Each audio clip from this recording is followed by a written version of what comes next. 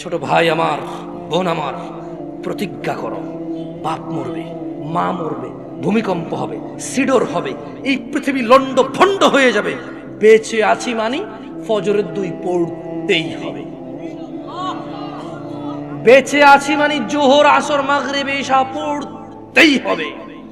একটু আগে সিগারেট খেয়েছি, একটু পরে আজান হয়েছে, নামাজ পড়তে হবে।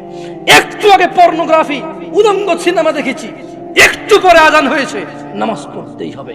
ঘুমের মধ্যে কাপড় চোপড় নষ্ট হয়েছে, মা জানে, বাপ জানে, ভাবি জানে, বোন জানে, সবাই জানে। এখন গোসল করলে সবাই বুঝবে কেন গোসল করছো।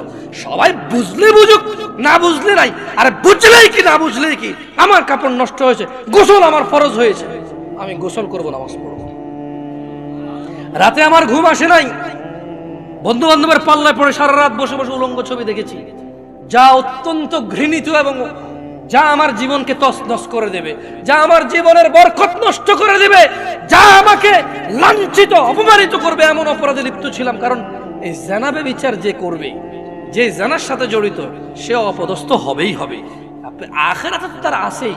এই একটাই অপরাধ জানাবে বিচার, একটাই অপরাধ অশ্লীলতা, যেটা শাস্তি আল্লাহ দুনিয়াতে দিয়ে দেয়। কোথায় দেয়? আখিরাতে তো আছেই। সারা রাত উলঙ্গ ছবি দেখেছো, দেখে নিজের জামা কাপড় নষ্ট করেছো, অপবিত্র করেছো নিজেকে, অসুবিধা নাই। গুনাহ যা হওয়ার হয়ে গেছে, গুনাহ নিয়ে পড়ে থাকলে চলবে না। গুনাহ যা হওয়ার হয়ে গেছে, গুনাহ নিয়ে পড়ে থাকলে চলবে না।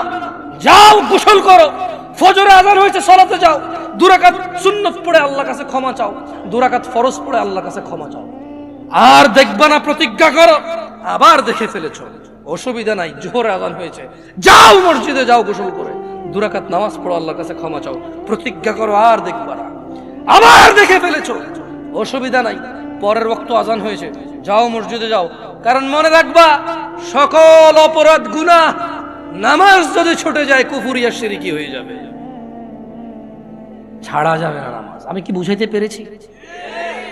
তোমরা কি, আমি যে জন্য আসছি, আমি কি তোমাদেরকে কোনো মেসেজ দিতে পারছি? পারছি তো? তাহলে এবার আমি বিদায় নেই। জাযাকুমুল্লাহ খায়র ওয়া আহসানাল জাযা। ওয়াসসালামু আলাইকুম ওয়া রাহমাতুল্লাহ।